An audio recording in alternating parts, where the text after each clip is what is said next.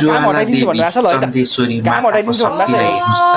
टन्टना पुर घाम लागेको बेलामा पनि बादल लगाएर पानी बर्साइदिन्छु भन्नुभएको छ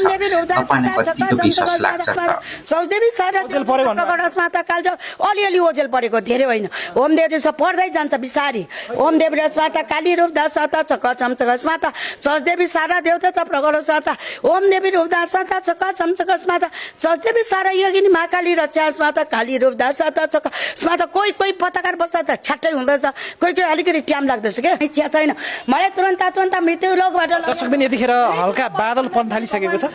मैले चाहिँ विश्वास गरिरहेको थिएन तर बादल पर्न आँट्यो बादल परिसकेको छ है यतिखेर तपाईँको बादल परिसकेको छ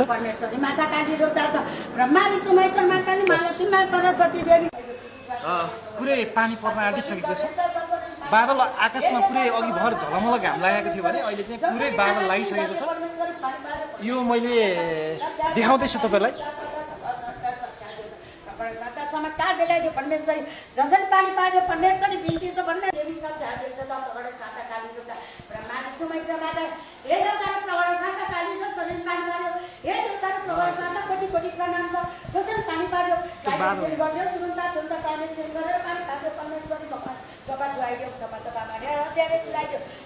तपाईँको यो भिडियो तपाईँले हेरिरहनु भयो होला पक्कै पनि जहाँबाट हेर्नु भएको छ मैले अघि घाम देखाइरहेको थिएँ तपाईँलाई अहिले बादल आएको छ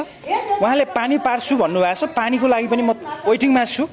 तपाईँको यो उहाँको भिडियो मैले धेरै पहिला हेरेको थिएँ पानी पारेको भिडियो हेरेको थिएँ भने म आफैले उहाँलाई चाहिँ फेक बनाएको थिएँ तपाईँ फेक माता हो भनेर अघि भर्खर इन्टरभ्यू लिँदाखेरि पनि भनेको थिएँ भने उहाँले म पानी पार्छु भन्नुभयो घाम झलमल लागेको थियो तर अहिले बादल चाहिँ आएको छ तर पानी पर्छ कि पर्दैन त्यो हेर्न बाँकी नै छ यतिखेर माता यहाँ जति 1 घन्टा जति बस्नुभयो पानीको थोपा हानेको छ